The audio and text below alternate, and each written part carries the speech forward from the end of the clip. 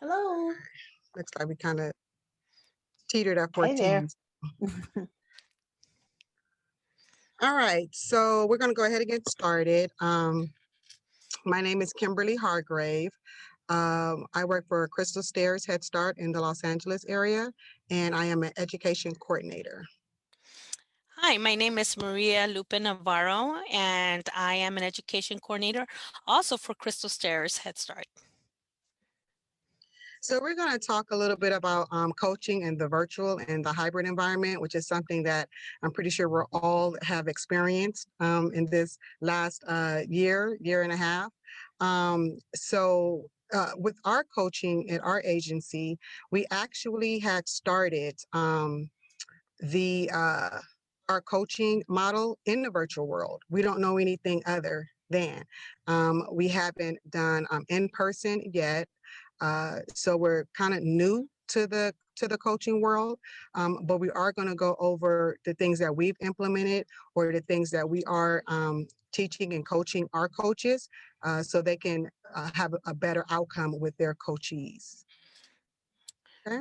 Okay, so now what we're going to do is, we have actually an icebreaker, and just think about actually, say, we're going to choose a couple of volunteers, you're going to say your name and your title.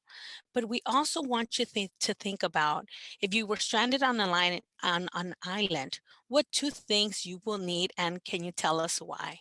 So kind of just think about that, and I know a lot of people think about Castaway, the movie.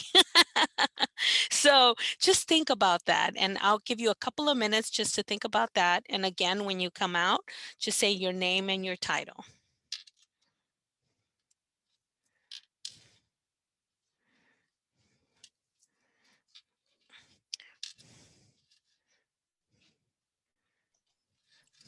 I'll go first. Oh, Angela, you could go ahead. I can go if you'd like. I'm Okay. happy to. So my name is Angela Pilcher. I'm a K-8 math curriculum specialist in Stockton Unified. So I'm just going to say what came to my mind right away. If I was stranded on an island, what two things would I need? Would be my husband and my kids. Now, I don't know how long we would survive, but I would have to have them there. Because then I thought, well, you need to survive on this island. It's a good thing you brought your husband and kids, but what else do you need? And I would say why. It's because they are my why, right? They're the why we do what we do. So that I don't know how long we'll live, but they're going to be on the island with me. That's sweet. Yeah. Any other volunteers? Sure, I'll go. My name is Jenny Barassa. I'm a teacher coach right now. I'm not with a school, I'm with a district. I'm kind of helping teachers who are writing curriculum. So, and I have some other projects. I have lots of little things going on right now. But I have a husband and I have kids, and neither one of them made the top of the list. So there's that.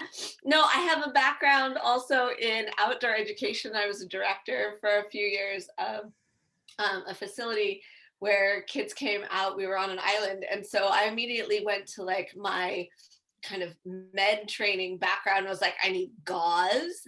I need a lighter. Those are the things that I would need on an island. So Those two things, and those are great. So that's interesting in every way, for everyone. I mean, some people, as far as bringing your husband, I think also that is very wise because they could do many things. Okay, is there anyone else? Anyone? Just maybe before you transition, there was a comment in the chat that the slides were not accessible. I didn't know if you had a chance to see that before you moved on. They're not accessible. You guys can't see? We can see what you're sharing, but the link to your slides had us requesting access to be able to follow along with you. Oh, I didn't know I that. think we have a tech person here who can probably assist us with that because I know we have it available in our introduction slide part. I didn't know we had to do a request access. So I don't know if the tech lady here, if she can assist with that. It's available, but it's owned by you. So on the top left hand, top right hand corner where it says share, you need to share where everyone can view it. Oh, see, Oh, we're not savvy with Google Slides. We are yes, all this about was a helping one another. We are all about helping one another. Right. okay. So should I stop sharing right now and share it with you guys, or just continue? I would say If go ahead if and finish your Kimberly has access, presentation. she can do it while you're presenting. Okay, perfect. All right, so let's go ahead and get started. I know that all of you guys have seen this. So I will go ahead and just, talk to Mr. Dr. Seuss. I will teach you in a room. I will teach you now on Zoom. I will teach you in your house. I will teach you with a mouse. I will teach you here and there. And I will teach you, and I'm sorry, I will teach you because I care. So just do your very best and do not worry about the rest. And I think this is very crucial right now, especially in 2021. I know that last year was extremely hard on everyone. We had to adapt to a new way of learning and a new way of teaching. Our children, our staff, our coaches, it was very, very challenging. And this resonates a lot to right now at the times. I mean, we're moving towards progress, but this just resonates with everyone. Now, Before we go on, I'm sorry. mhm. Are you able to see it? I shared it Yep, or all opened good, it up. Kimberly. All good. Yay! Okay, thank you. All right, Thank you. Go ahead, Miss Kim. Okay, so we're going to talk about coaching in times of uncertainty. I think we all can vouch on what happened. So we kind of just want to talk about what that looks like virtually, online coaching. And I know in a previous group that we had, we were talking about the difficulty of the online coaching because you don't have that in-person type feel between the coach and the coachee. So we're going to talk about the online coaching, what that looks like. We're going to talk about how are we engaging the teachers. Again, when you're doing screen, some teachers black their screen out, or they're just not really there to, if if they're listening or what's going on. So we do want to talk about how we can engage the teachers individually and in a group session. And then we're going to talk about different platforms and resources.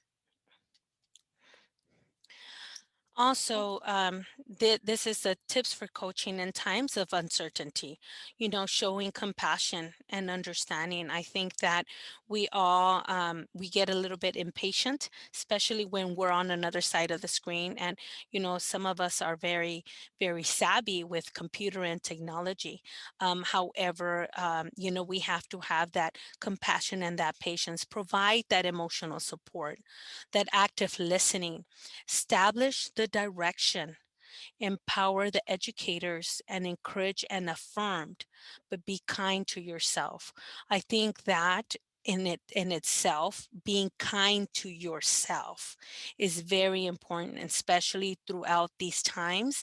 I know that the social and emotional, in my perspective, I know that a lot of our staff, a lot of our coachees, they were having a lot of challenges because not only their environment changed, but they were impacted some way or somehow with family members, getting sick, getting ill, and passing away. So we need to make sure that we have that compassion towards them.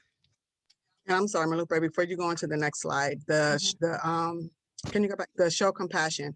I know we had a previous group and one of the coaches was asking, how can you even discuss what's happening educationally? And it was things that there was going on in their world. So there was coaches who were just really just letting coaches vent just about what's happening and what's going on. And that was kind of more important than going forward with the services, with education and talking about what they can do with children. It was more so like a venting session for the coachee to kind of say what's happening and what's going on. They weren't there. They kind of felt like therapists. They did tell us, that they're there kind of just having their ear opening and they couldn't really go with what they wanted to talk about. But I think showing that compassion and the coachee kind of seeing, wow, she's really listening. She's really caring about where I am, physically, emotionally, mentally. And that kind of started that bridging of the trust through our virtual world. I'm sorry, I just wanted to add that. Okay, next slide. Yes. So online coaching, good coaching is good coaching. And with that saying is, again, it bottles everything that we just stated, having all of the underlining, compassion and understanding, and being there for everyone, being there for the coaches.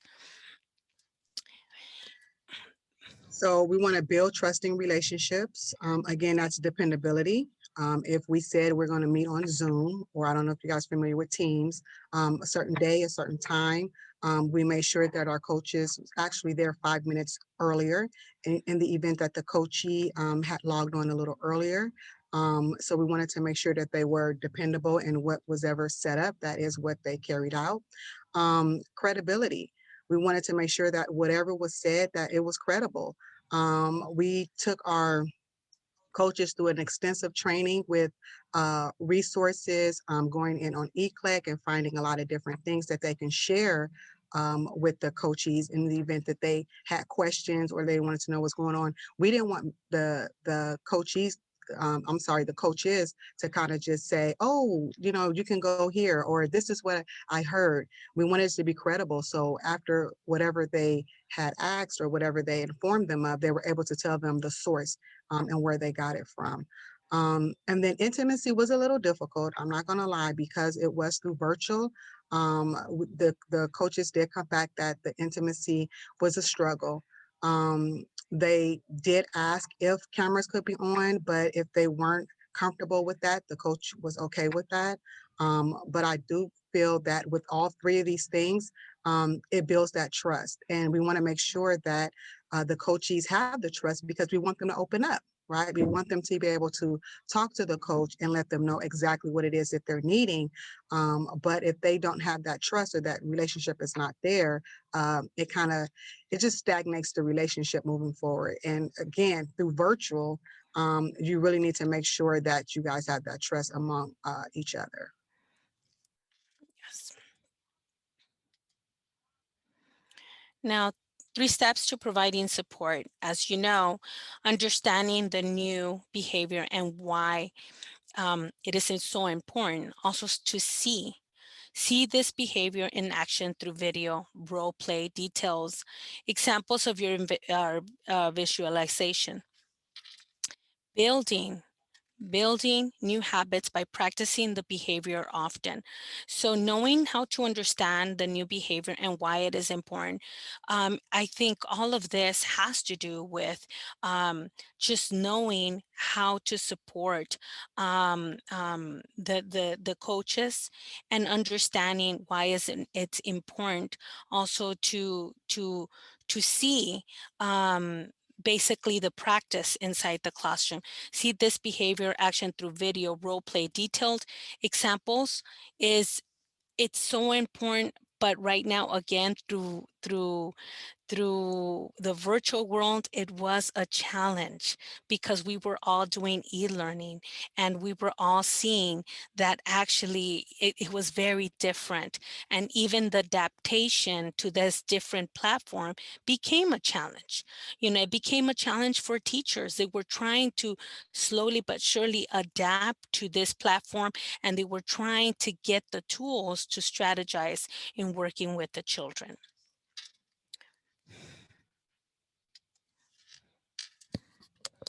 So these are our principles of effective coaching. We want to make sure that we are providing a warm, sensitive, individualized effect. I don't think we can stress enough with the individualization. We want to make sure that each coachee feels like the coach when they're talking to them, especially through our expert model. We practiced 3 different models. And with our expert model, we wanted to make sure that the coach really understood the needs of that coachee and really was warm and sensitive about the needs and what needed to carry out with that particular coachee. We wanted it to be proactive, predictable, and engaging. The predictability is very important because things that are being discussed, we want to make sure that the coachee knew exactly where it was heading and what was being talked about or what was being looked at. We wanted to stay away from the personal aspect of it or something that maybe the coach seen. And again, our only observations were through maybe like our vices, which was like our socializations, where the teacher was with a group of children. So if it was things that the coach saw that wasn't really spoken about or talked about, we didn't want the coach to bring that up. These conversations was really more so they were observing only what they discussed. It was nothing that was a personal observation. Oh, by the way, when I was looking at your group session, I feel you should be able to do X, Y, and Z. We wanted it to be whatever it was that they discussed, that it was a predictable observation. So the coachee kind of felt warm and kind of felt, okay, I know what she's looking at because this is what we discussed. We wanted it to be engaging, stimulating, responsive, and with language rich. So with all three of these principles, this helps form our effective teacher-child interactions. Again, the only teacher-child interactions we were able to see were through our, we call them socializations or our VICE experiences, where it was all of the children in the classroom on Zoom with their teacher. And then we also had one-on-ones. If parent was okay with doing Zoom, the coach will go inside the Zoom room, the meeting, with the parent and the child, and also virtually look at observations that way. So I just kind of want to give you a little background of how we were actually still doing the observations while we were virtual. Moving coaching online, be a thinking partner and a resource for educators. I think this was mainly one of the ones that we really had to, as a coaches, to try to make sure that we're providing different resources now that we became virtual, how to provide and support them. Also being very flexible and very supportive because there were challenges even just getting online, and also working now through another lens and through a different platform. That's a different transition from being inside the classroom. So basically having those discussions, and being a little bit more, authentic, being more transparent. Ensure content is educator focused, promote buy-in for online coaching. Again, we also have a platform that we use, which is it's My Teachstone. So what we do is we constantly are sending videos. The coaches are sending videos to the coachees, little snippets of videos that could support them inside the classroom, and just say, I'm going to go ahead and send you some videos, and these videos are very helpful and very supportive to the area that they want to grow. And again, we use that verbiage. They want to continue growing, and I hear a lot of the let me improve the skills, or let me add to your skills that you already have. Continue to build and strengthen relationships. It's again, like Ms. Kimberly said in the beginning, I think because that transition occurred, now that we're virtually and everything that was going on that affected the social emotional, sometimes it was not all about the coaching in itself, but it was more about listening and having those conversations that had nothing to do with actually the classroom. Because if you cannot have a coach who is actually, a coachee who's actually focused and ready to dig in and just work with the children, that they're not focused, they need our help and they need the support. So therefore, we need to make sure that we have that time and that flexibility to be open to listen and to support them. So again, moving coaching online, we made sure that we created a regular, predictable, yet flexible schedule. We know sometimes parents, they were not able to meet their schedules. So the teachers probably were not available at the time that was set with the coach. So they needed to move some things around to be flexible, which was fine. communicate clear expectations. Again, when the coach started the services, they did ask about being present on camera, collaborating, talking about things that, whatever they wanted to share. But they did communicate the clear expectations of the model that they selected. Now, when we talk about models, we have three models here. We have a self-coaching model where the coachee is really just doing their own kind of coaching. They're saying, this is what I need to work on. And then they do some type of self-observation, be it through a video or through another peer. And then they meet with the coach once a month, just to kind of just go over and just make sure that they are on track with whatever goal that they set. And that model has expectations. And then we have the expert model where we have a coach who's doing once a week meetings with coachees, and they're basically saying we need more assistance, we need more help. So they're meeting a little bit regularly. And then we have the TLC, which is the group coaching, and then that's all different people who saying they need certain things that they want to work on, and then they will video whatever it is that they area of what they need to work on, and then as a group they look at the video and kind of critique and give their own little opinions as to what they feel like that the person can work on. So all of these have clear expectations, especially the one with the group. They come up with the expectations together. So it's not so much of the coach saying this is what's going to happen. They're basically putting it, they're leaving it open for the group and saying, let us know what are the expectations in this group. So all of the groups have their own expectations. It doesn't look the same. It's different, but it's that group's expectations for everyone together. Collaboratively develop goals. So again, in the groups, they all have goals that they need to work on. And then the coach is there to kind of assist and help out with those goals. Plan a few points of contact each week. I think the only one that does not meet weekly is the self-coaching. The other ones, they do meet each week. Even with the group meets once a month, but the individual person will meet once a week with that coach. Consider both one-on-one and group opportunities, which is what we just discussed, and then engage educators with an online platform and resources, which is what Marilupe discussed with the My Teach Stone.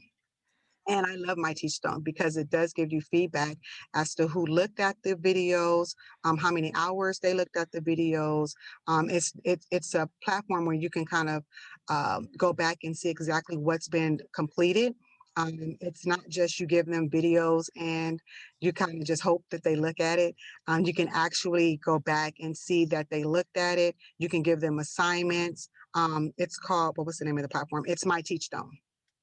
And it's a very good tool for coaches to give to coachees because it's giving them different resources on what they need. My Teach Stone, I'm sorry. Teach Stone, STONE. Yes. Sorry, Lisa. And that is really great. Our agency, as soon as they adapted to that platform, that has assisted us also with class, because so that is a support also for our class, making sure that they're building those relationships with those children, so everything is aligned with our class too as well. Okay. Now there's a coaching fundamental, which we have here: the importance of building great relationships, the need for authenticity.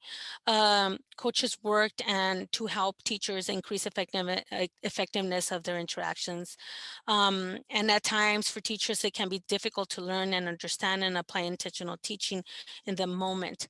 It does take the buy-in, but I think it's very important that when you're coming in, and I always I talk to the coaches, when you're coming in, you're not going to come in as a judgmental person person. You're not going to walk in as I'm the principal, this is wrong, nothing like that. When it's online, you want to make sure that you're providing, building that first relationship is when you're getting to know that person. And how do you want to build that trust is by building the relationship first.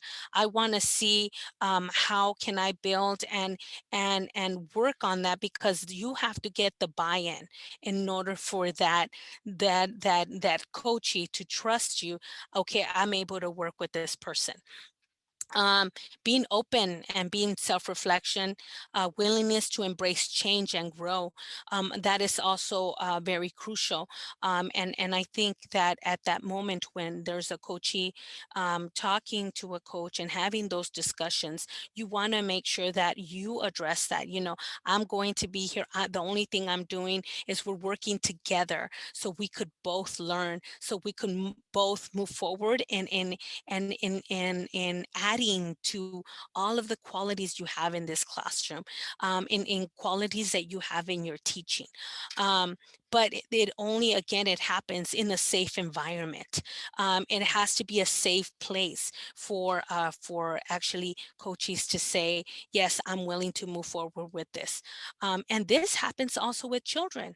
If you think about it, children would open up to teachers if they build that trust in building the relationship. So there's a connection. It starts off with the teacher, and it ends with the child. And it's kind of a trickle effect.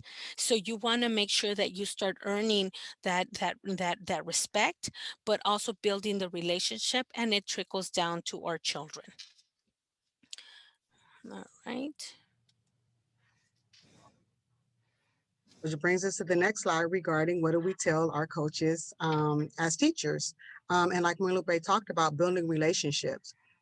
These are different things that we tell the teachers is to build an authentic relationship with each child. Social conversations, we want to always ask children, tell me a little bit about that. Tell me what's happening with that. Sometimes when we go into the classrooms and we listen to the conversations, it's the children telling teachers something and the teacher's like, yeah, I like that. Oh yeah, that looks good. Oh yeah, and it's not really asking, tell me about your picture. These are things that when we're doing class, we're kind of noticing that it's conversation, but it needs to be meaningful conversation. We want to make sure that whatever it is that we're asking, that the child understands, wow, they really care. And that's from questions. Tell me about your picture. What were you thinking when you made this drawing? Not so much of, oh, that's nice. Oh, you did a great job. Oh, I like that. We want to keep it open-ended conversations. We don't want closed questions to where it doesn't allow that social conversation between teachers and children. Shared activities. Oh, children love to help out. They love to whatever activity that the teachers, oh, can I help you? Mixing things or creating things. Children are always there and ready to help out. And that builds that relationship and that trust. I know when I was a teacher, trust just wasn't given because I was the teacher. I had to earn the children's trust. That was me getting on my knees, talking to them eye to eye, and really just letting them know, I have this relationship with you. I want this relationship with you. So when things, wow, 10 minutes, okay. So when it was time for me to talk to them about certain things, they knew that it was in a nice, comfortable environment. And authentically express positive emotions, have fun being with children, and then make their classroom a great environment that they will want to be. All right. And also as coaches, we want to provide praise, encouragement, and affection. Affirm children so they feel genuinely liked, care about what's important about you. Demonstrate genuine respect in that morning when they come in and have breakfast. And I know a lot of us, some of our teachers and children started transitioning back inside the classrooms. So want to have those meaningful, genuine conversations when they're coming in. Hey, how was your weekend? What did you do? Oh, my mommy did this, and we did this during the weekend. Oh, I also did something like that. And, have those conversations and also build those relationships with the children and with the families. Because when the children are observing you having those meaningful conversations with the parent, they're observing. So if they see that you have a connection with their parent, they're going to build that trust. Demonstrate respect to what you say and do with children in return, and you will earn their respect. Share a connection. Appropriate behaviors are not learned through criticism nor threats or punishment. That doesn't work at all. When you're disrespecting a child, the child will close. And that's the same thing with our coaches. They are, I don't want to do this, and they get disconnected. Find out and investigate what motivates children and build on their strengths. Inspire their curiosity to learn and explore. I know as a teacher, I would love during the outside time, I will get on the tricycles and I would be going around in circles with the children standing right behind me, and they will be all laughing, and I will have a really great time with them. And that's how I made a lot of new friends. All right, next slide. Give me a second. All right. All right, so as coaches, we tell the teachers also to change and grow rarely happens outside of positive supportive relationships. So again, positivity, supportiveness, we just want them to know that they can grow. As coaches and managers and trainers, we should be making the same effort, and our work together with teachers should always be seen as collaborative. We're just gonna kind of keep going through so we can get through our whole presentation. We got about 7 minutes left. But again, we're just trying to really tell the teaching staff to just embrace it, and these are things that we're telling the coaches to also be with the coaches. And the coaching fundamental, the number 2 is using parallel process to make this impact. And the parallel process can be used in your interactions that model effective teacher-child interactions, being warm, support those relationships, showing regard for teacher's perspective. That is very, very important through flexibility and genuine interest in the ideas. Validate the children, the teacher's ideas. And support them and be open, encouraging teachers to problem solve and try new strategies that might work. Don't solve the problem for them, but just go ahead and be that support and ask them. Providing feedback that encourages teachers' efforts and expand their skills. Using that parallel process that impact teachers.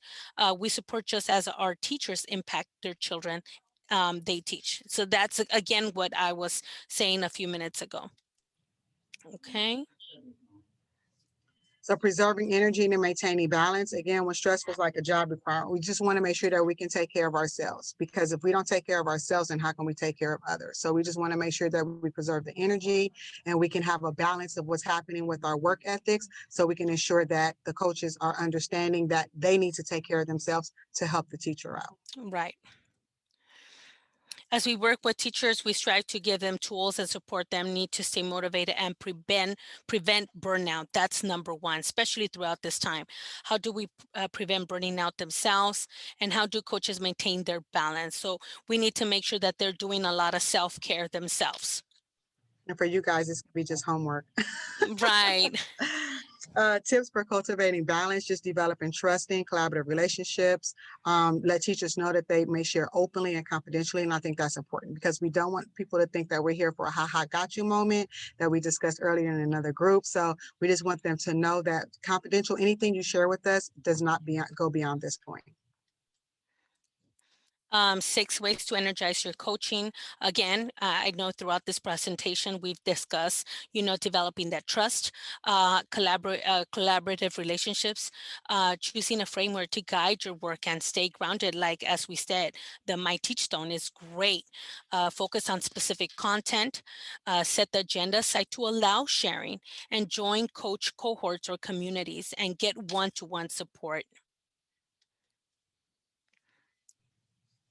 So this is just talking a little bit about what Marilupe just talked about, focusing on the specific content. Again, we don't want to veer off from what we discussed and what we mutually agreed on. So we want to make sure that we stay focused, set the agenda aside. Sometimes we don't, it goes left, just like lesson plans in the classroom. So if it seems like that other things are coming up, it's okay to set the agenda aside and to kind of go with the flow of what the conversation is going, just so they can, so the coachee can understand that you're trying to build that strong relationship with them. And this is the same, get a one-on-one support, just teachers support children and coaches support teachers. Make sure coaches have support too. The one-on-one meetings is very important. Now, either in person or remotely being available always to support them. Also provide for the opportunity for coach goal setting and in-depth reflection and having those deep discussions and feedback. So again, we just want to make sure that the coaches also find that balance and patience so they can also help the coachees. And also the coaching fundamental, the last one, knowing when to take off your supervisor hat and you have to lead the staff versus developing the staff. Okay, And I know I'm sorry, I'm gonna look, but I know at our agency, we kind of stay away from this model. I don't know if at other agencies where the supervisor is taking the role of the coach, sometimes it's difficult because the coachee doesn't want to open up because they know that's their supervisor and they don't want anything punitive. So if you are have that model where you're the supervisor coaching, it's just kind of talking about leading staff versus developing staff that we were going to discuss. But in the sake of time, just gonna move on. All right. And So that's all. it. That's all, folks. Is there any questions or any feedback, anything we can clear up? Because we wanted to kind of leave at least 3 to 4 minutes to talk about any questions you guys may have. Feel kind of rushed. Thank you all for the information. No, thank you for helping with the shared presentation. Yes, we didn't know that, Dr. Dev. So thank you so much. We're all in it together. Oh, thank you. Thank you.